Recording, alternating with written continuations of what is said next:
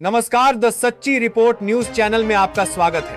आज 6 जनवरी 2026 रविवार आपका शुभ दिन।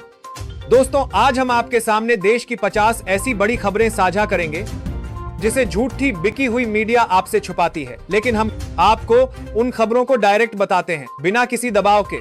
लेकिन बहुत से भाई ऐसे हैं जो फिर भी लाइक और सब्सक्राइब नहीं करते और ना यही बताते हैं कहां से हमारी वीडियो देख रहे हैं। चलो, बहरहाल आपकी मर्जी। चलिए नजर डालते हैं आज की पहली और सबसे बड़ी खबर पर। दोस्तों, संजय सिंह ने मोदी की पोल खोल दी और कहा नरेंद्र मोदी का दोस्त अडानी बांग्लादेश को बिजली सप्लाई करता है, यानी भारत की बिजली को बांग्लादेश के लिए बेचता है, जिसमें मोदी भी उसके साथ है। पहले सुने इसको। नरेंद्र मोदी का दोस्त अडानी बांग्लादेश को बिजली सप्लाई करता है, गली गली में शोर है, नरेंद्र मोदी चोर है। गाय काटने वाली कंपनी से चंदा लेने वाले लोग मेरे ऊपर सवाल उठा रहे हैं। अडानी की दलाली करने वाली सरकार हमसे सवाल कर रही है। अगर जेल वेल की बात करोगे ना, जिस दिन सत्ता परिवर्तन होगा एक भी आदमी बाहर नहीं दिखेगा। ये देश बाबा साहब के संविधान से चलेगा, किसी मोदी और अमित शाह के फरमान से नहीं चलेगा। आप लोग खरीद फरोख्त करके, संविधान को तार तार करके, लोकतंत्र का गला घोट के महाराष्ट्र में सरकार गिराते हो, कर्नाटक में सरकार गिराते हो, मध्य प्रदेश में सरकार गिराते हो, उत्तरांचल में सरकार गिराते हो, अरुणाचल में सरकार गिराते हो। पूरे देश में तोड़ फोड़ खरीद फरोख्त करके सरकारों को गिराने का काम करते हो। दोस्तों, आपने सुना, मोदी का दोस्त अडानी बांग्लादेश को अपने देश की बिजली बेच रहे हैं। हमारे देश के गरीब लोग गर्मी में सो रहे हैं, लेकिन मोदी अडानी के जरिए कुछ पैसों के लिए अपने देश की बिजली को बेच रहे हैं। बढ़ते हैं दूसरी सबसे बड़ी खबर पर। संसद में असुद्दीन ओवैसी और इम्तियाज जलील ने मोदी की बैंड बजा दी। उन्होंने कहा, अरे कहां तुम्हारी देशभक्ति है?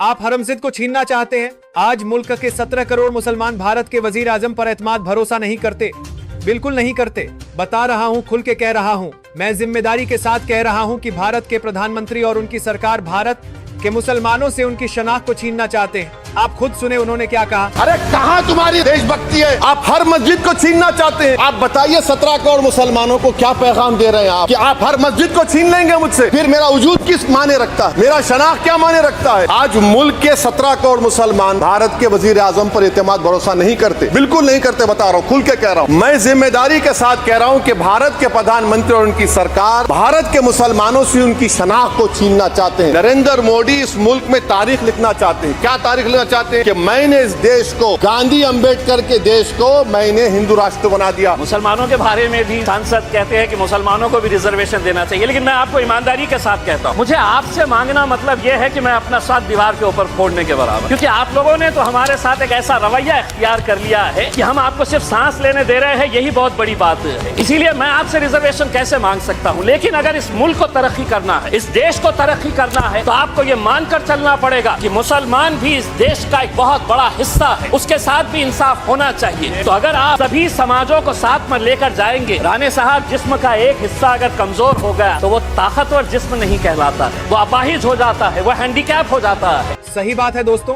बीजेपी सरकार ने इस देश को धर्म के नाम पर, जाति के नाम पर देश को बांटने का काम किया है। इम्तियाज जलील ने सही कहा, एक परिवार में शांति के बजाय सदस्यों के बीच झगड़े होने लगे तो वो परिवार तरक्की नहीं कर सकता, बल्कि तबाही की ओर चला जाता है, और इस देश को उसी तबाही की ओर धकेला जा रहा है। दोस्तों, इसमें आपकी क्या राय है?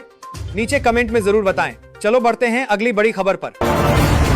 दोस्तों, इमरान प्रतापगढ़ी ने बीजेपी सरकार के साजिशों का पर्दाफाश करते हुए कहा, नीतीश कुमार जी हो, चंद्रबाबू नायडू जी हो, चिराग पासवान जी हो, जयंत चौधरी जी हो, देवे गड्ढा जी हो, जीतन राम मांझी जी हो, सबको समझना पड़ेगा कि जब जंगल में आगल गति है तो ना वो बरगद बचते हैं जो हवा को आंधी में तब्दील करते हैं, ना वो बांस बचते हैं जो आपसी रगड़ से चिंगारी पैदा करते हैं। नीतीश कुमार जी हो, चंद्रबाबू नायडू जी हो, चिराग पासवान जी हो, जयंत चौधरी जी हो, देवे गौड़ा जी हो, जीतन राम मांझी जी हो, सबको समझना पड़ेगा कि जब जंगल में आग लगती है तो न वो बरगद बचते हैं जो हवा को आंधी में तब्दील करते हैं, न वो बांस बचते हैं जो आपसी रगड़ से चिंगारी पैदा करते हैं। जब देश को मनमोहन सिंह साहब जैसा काबिल प्रधानमंत्री मिलता है तो देश को आरटीआई जैसा एक्ट मिलता है, सेज जैसा एक्ट मिलता है, मनरेगा जैसा एक्ट मिलता है, लिबरलाइजेशन मिलता है, राइट टू एजुकेशन मिलता है, नेशनल फूड सिक्योरिटी एक्ट मिलता है। लेकिन जब देश को सौगातें मोदी मिलती है तो क्या मिलता है? सीए मिलता है, फॉर्म्स लॉ मिलता है,